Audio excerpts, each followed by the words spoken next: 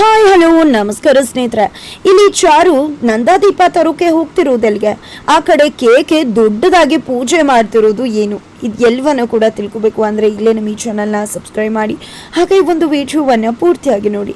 ಇಲ್ಲಿ ಕೇಕೆ ರಾಮಾಚಾರಿ ಆಗಿದ್ದಾನೆ. ಇಷ್ಟು ದಿನ ಎಲ್ಲರ ಮುಂದೆ ರಾಮಾಚಾರಿ ಆಗಿದ್ದ ಕೇಕೆ ಇವತ್ತು ಯಾರು ಅವನಿಗೆ ಸುಪಾರಿ ಕೊಟ್ಟು ಕಳಿಸಿದ್ರು ಅವ್ರಿಗೆ ರಾಮಾಚಾರಿ ಆಗಿಬಿಟ್ಟಿದ್ದಾನೆ. ECP ಹಾಗೆ ಮಾನ್ಯತಾ ವೈಶ್ವಕ ಪಾಲ್ಗೆ ರಾಮಾಚಾರಿಯಾಗಿ ಭೂತ ಬಿಡಿಸೋಕೆ ಮಾರಿ ಹಬ್ಬ ಕಾಣಿಸೋಕೆ ರೆಡಿ ಆಗಿದ್ದಾನೆ ಕೇಕೆ. ಹಾಗಾಗಿ ಇಲ್ಲಿ ತನ್ನ ಅಣ್ಣನಿಗೂ ಕೂಡ ಜೀವ ಬರ್ಸಿ ಅಣ್ಣನ ಒಂದು ಆರೋಗ್ಯದಲ್ಲಿ ಚೇತರಿಕೆಯನ್ನ ಉಂಟು ಮಾಡಿ ಈ ಕಡೆ ಅಣ್ಣನಿಗೆ ಈ ಒಂದು ಪರಿಸ್ಥಿತಿಗೆ ಕಾರಣ ಆದಂಥವ್ರ ಮೇಲೆ ಸೇಡನ್ನು ತೀರಿಸ್ಕೋಬೇಕು ಅಂತ ಕೂಡ ಇಲ್ಲಿ ಮಾನ್ಯತಾ ಮನೆಗೆ ಎಂಟ್ರಿ ಕೊಟ್ಟಿದ್ದಾನೆ.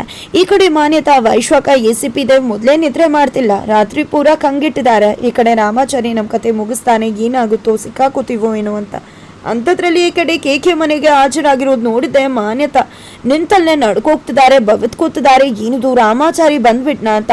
ಆ ಕಡೆ ಬಂದಿದ್ದೆ ಚಿಂಟು ಜೊತೆ ಮಾತಾಡ್ತಾ ಅಮ್ಮಂಗೆ ಭೂತ ಬಿಡಿಸೋಕೆ ಬಂದಿದ್ದೀನಿ, ದೆವ್ವ ಪ್ರೇತಾತ್ಮನ ಬಿಡಿಸ್ತೀನಿ, ಮಾರಿ ಹಬ್ಬನೇ ಮಾಡಬೇಕಾಗತ್ತೆ ಅನ್ನೋ ಮಾತುಗಳು ಈ ಕಡೆ ರಾಮಾಚಾರಿನೇ ಅಂತ ಮಾನ್ಯತಾಗೆ ಅನಿಸ್ತದೆ. ಓಡೋಗ್ಬಿಡ್ನ ಅನ್ನೋಷ್ಟು ಭಯ ಆಗ್ತದೆ.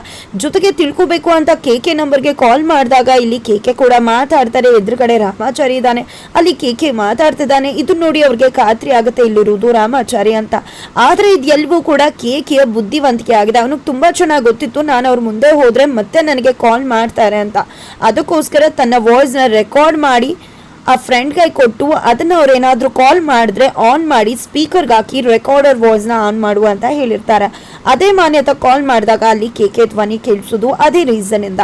ನಂತರ ಈ ಕಡೆ ಜೈಶಂಕರ್ ಬಂದಿದೆ, ಏನದು ರಾಮಾಚಾರಿ ನಮ್ಮನೆಗೆ ಬಂದಿದ್ಯಾ ಅಂತದಾಗೆ ಕೆಲವೊಂದು ವಿಷಯ ಮಾತಾಡ್ಬೇಕಿತ್ತು, ಅದಕ್ಕೋಸ್ಕರ ಅಂತ ಹೇಳಿ ಒಳಗಡೆ ಬರ್ತಾರೆ. ಈ ಕಡೆ ಮಾನ್ಯತಾ ಹೋಗಿ ಮೊದಲು ECP ದೇವ್ಗೆ ಫೋನ್ ಮಾಡಿ ತಿಳಿಸೋ ಪ್ರಯತ್ನ ಮಾಡ್ತಿದ್ದಾರೆ. ರಾಮಾಚಾರಿ ಬಂದಿದ್ದಾನೆ, ಮುಗೀತು ನಮ್ಮ ಕತೆ, ಎಲ್ಲ ಹೇಳ್ಬಿಟ್ರೆ ಏನ್ ಮಾಡುದು ಅಂತ. ಮೊದಲು ಫೋನ್ ಇಡು ಮಾನ್ಯತಾ, ಸುಮ್ಮನೆ ನಂಗೆ ಟೆನ್ಷನ್ ಕೊಡ್ಬೇಡ, ಮೊದಲೇ ನಾನು ಟೆನ್ಷನ್ ಅಲ್ಲಿದ್ದೇನೆ, ನನ್ಗೆ ಗೊತ್ತಿದೆ ಏನ್ ಮಾಡ್ಬೇಕು ಅಂತ, ನನ್ನನ್ನು ಇರಿಟೇಟ್ ಮಾಡಬೇಡ ಅಂತ ಹೇಳಿ ಕಾಲ್ ಕಟ್ ಮಾಡಿ ECP ದೇವ ಅವರು ಯಾವ ರೀತಿ ರಾಮಾಚಾರ್ಯನ ಡೀಲ್ ಮಾಡಬೇಕು ಅನ್ನೋದ್ರ ಬಗ್ಗೆ ಯೋಚನೆ ಮಾಡ್ತಿದ್ದಾರೆ. ಆ ಕಡೆ ಚಾರು ತನ್ನ ಜೀವನದಲ್ಲಿ ಮತ್ತೆ ರಾಮಾಚಾರಿ ಜೀವನದಲ್ಲಿ ನಡೆದಿರ್ತಕ್ಕಂಥ ಸಾಕಷ್ಟು ಘಟನೆಗಳನ್ನ ರಾಮಾಚಾರಿ ಮುಂದೆ ಹೇಳ್ತಿದ್ದಾಳೆ. ಬಿಕಾಸ್ ರಾಮಾಚಾರಿಗೆ ಜೀವ ಬಂದಿದೆ, ಬಟ್ ಉಸಿರಾಟ ಅನ್ನೋದು ಜಾಸ್ತಿ ಆಗ್ತದೆ, ನಾಡಿ ಮಿಣಿತ. ಆದರೆ ಅವನ ಬ್ರೈನ್ ಮತ್ತೆ ಡೀಪ್ ಸ್ಲೀಪ್ಗೆ ಹೋಗಬಾರ್ದು ಅಂತ ಗುರುಗಳು ಚಾರುಗೆ ಅವನ ಒಂದು ಮೈಂಡ್ನ ಆಕ್ಟಿವ್ ಆಗಿರೋ ಹಾಗೆ ಮಾಡು, ಏನಾದರೂ ಹೇಳ್ತಾ ಇರು ಅಂತ ಹೇಳಿದ್ದಾರೆ.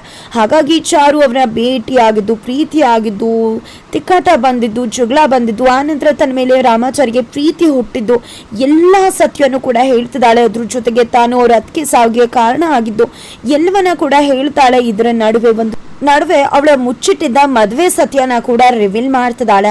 ನಿಜ ನೀವೆಲ್ಲರೂ ಕೂಡ ಮರ್ತೋಗಿದ್ರ? ಖಂಡಿತ ಮರೆಯುವುದಕ್ಕೆ ಸಾಧ್ಯ ಇಲ್ಲ. ಚಾರುಚಾರಿ ಮದುವೆ ಆಗಿದ್ದು ಇದೇ ಗುರುಗಳ ಆಶ್ರಮದಿಂದ ಹೊರಟಾಗ ಆ ಒಂದು ಬೆಟ್ಟದಲ್ಲಿ.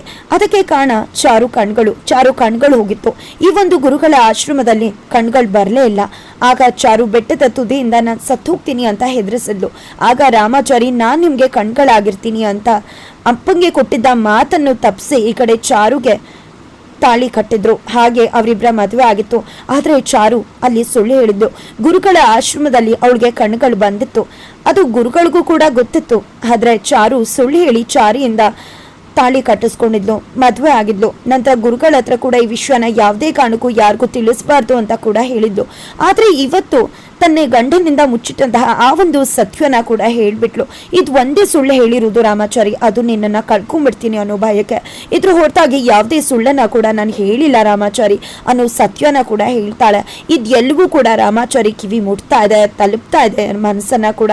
ಹಾಗಿದ್ರೆ ಈ ಒಂದು ಸತ್ಯ ತಿಳಿದ ರಾಮಾಚಾರಿ ಎಚ್ಚರ ಆಗ್ತಿದ್ದಾಗೆ ಈ ಒಂದು ಸತ್ಯ ಸುಳ್ಳು ನಾ ಹೇಳ್ದಂತ ಚಾರು ಮೇಲೆ ಕೋಪ ಮಾಡ್ಕೋತಾನ, ಅಥವಾ ಇಂಥ ಹೆಂಡತಿ ನನಗೆ ಸಿಕ್ಕಿದ್ದೆ ಪುಣ್ಯ, ಆ ಸುಳ್ಳು ಹೇಳಿದ್ರಿಂದಾನೇ ನನ್ನ ಹೆಂಡತಿ ನನಗೆ ಸಿಕ್ಕಿದ್ದು, ಇಲ್ಲ ಅಂದಿದ್ರೆ ಇಂಥದ್ದು ಇವತ್ತನ್ನ ಕಳ್ಕೊಂಡ್ಬಿಡ್ತಿದ್ನಲ್ಲ ಅಂತ ಅನ್ಕೊಂಡಿದ್ದೆ, ಆಗಿದ್ದೆಲ್ವೂ ಒಳ್ಳೇದಕ್ಕೆ ಅಂತ ಅನ್ಕೊಂಡು ಸುಮ್ಮನೆ ಆಗ್ತಾನ, ಅಥವಾ ಇದೇ ಒಂದು ಕತೆನ ಹೆಣೆದು ಮುಂದಿನ ಸ್ಟೋರಿಗೆ ಲೈನ್ ಅಪ್ ಮಾಡ್ಕೋತಾರ ಅನ್ನೋದನ್ನ ನಾವು ಕಾದು ನೋಡ್ಬೇಕಾಗಿದೆ.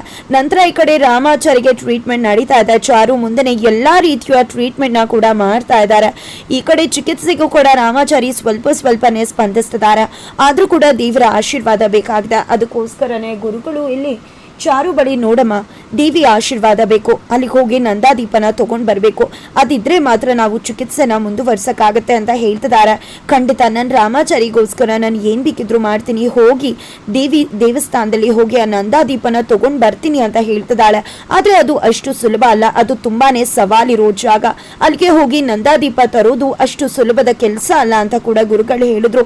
ಎಂಥದನ್ನ ಬೇಕಾದ್ರೂ ಫೇಸ್ ಮಾಡ್ತೀನಿ ನನ್ನ ಗಂಡನ್ಗೋಸ್ಕರ ಅಂತ ಹೇಳಿ ಹೊರಡ್ತಿದ್ದಾಳೆ ಇಲ್ಲಿ ಚಾರು.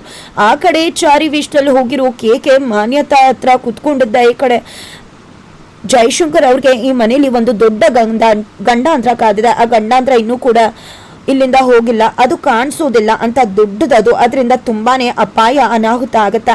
ಅದಕ್ಕೋಸ್ಕರ ದೊಡ್ಡ ಬಾರಿ ಪೂಜೆನೆ ಮಾಡಬೇಕು. ಆ ಪೂಜೆ ಮಾಡಿದ್ರೆ ಅಷ್ಟೇ ಆ ಕಾವ್ ತಟ್ಟಿ ಅದು ಆಚೆಗೆ ಹೋಗೋದು, ಇಲ್ಲ ಅಂದ್ರೆ ಖಂಡಿತ ಅದು ಇಲ್ಲಿಂದ ಹೊರಗಡೆ ಹೋಗೋದಿಲ್ಲ ಅಂತಿದ್ದಾರೆ. ಹಾಗಿದ್ರೆ ಮೊದಲು ಪೂಜೆನ ಮಾಡಿಬಿಡು ಅಂತ ಹೇಳಿದಾಗ ಖಂಡಿತ ಮಾಡ್ತೀನಿ, ಅಂತಿಂತ ಪೂಜೆ ಮಾಡಲ್ಲ, ಕಾವು ಹೇಗಿರ್ಬೇಕು ಅಂದ್ರೆ ಕಾವು ತಾಕು ಬಿಡಬೇಕು, ಆ ರೀತಿ ಪೂಜೆ ಮಾಡಿ ಎಲ್ಲವನ್ನ ಕೂಡ ತೊಲಗಿಸ್ತೀನಿ. ಇಲ್ಲೂ ಕೂಡ ಪೂಜೆ ಮಾಡ್ಬೇಕಾಗಿದೆ, ನನ್ನ ಮನೇಲೂ ಕೂಡ ಒಂದು ಪೂಜೆ ಮಾಡ್ಬೇಕು ಆಗತ್ತೆ ಅಂತ ಹೇಳ್ತಿದ್ದಾರೆ. ಫೈನಲಿ ಯಾವಾಗ ಮುಹೂರ್ತ ಏನು ಅಂತ ಹೆದರ್ಕೊಂಡೆ ಮಾನ್ಯತಾ ಕೇಳಿದ್ರೆ ಇನ್ನೂ ಕೂಡ ಮುಹೂರ್ತ ಫಿಕ್ಸ್ ಮಾಡಿಲ್ಲ, ಎಲ್ಲಾ ರೀತಿ ಪ್ರಿಪ್ರೇಷನ್ ಮಾಡ್ಕೋಬೇಕು. ಜೊತೆಗೆ ಯಾವ್ದು ಎಲ್ಲೆಲ್ಲಿ ಶನಿ ಇದೆ, ಎಲ್ಲೆಲ್ಲಿ ಕಂಟಕ ಇದೆ, ಎಲ್ಲೆಲ್ಲಿ ಗ್ರಹಚಾರ ಕಾದಿದೆ, ಎಲ್ಲವನ್ನ ಕೂಡ ಅಳತೆ ಮಾಡಿ ತೂಕ ಬಣ್ಣ ಮಾಡ್ಬೇಕಲ್ವಾ, ಏನೇನಾಗಿದೆ ಅಂತ ಅದೆಲ್ಲವನ್ನು ತಿಳಿದೆ ಹೇಗೆ ಪೂಜೆ ಮಾಡೋಕ್ಕಾಗುತ್ತೆ, ಎಲ್ಲವನ್ನು ತಿಳ್ಕೊಂಡು ಹೇಳಿದ ನಂತರ ಮುಹೂರ್ತ ಫಿಕ್ಸ್ ಮಾಡಿ ತಿಳಿಸ್ತೀನಿ ಅಂತ ಟಾಂಗ್ ಕೊಟ್ಟು ಚೂಕ್ ಕೊಡ್ತಿದ್ದಾರೆ. ಹಾಗಿದ್ರೆ ಇಲ್ಲಿ ಜಯಶಂಕರ್ ಕೂಡ ಕೇಕಿಗೆ ಹೆಲ್ಪ್ ಮಾಡ್ತಿದ್ದಾರೆ ಅನ್ನೋ ಅನುಮಾನ ಬರುತ್ತೆ. ಹಾಗಿದ್ರೆ ಏನಾಗುತ್ತೆ ತಿಳ್ಕೊಬೇಕು ಅಂದ್ರೆ ಮುಂದೆ ವೆಯ್ಟ್ ಮಾಡೋದನ್ನ ಯಾವುದೇ ಕಾರಣಕ್ಕೂ ಮರಿಬೇಡಿ.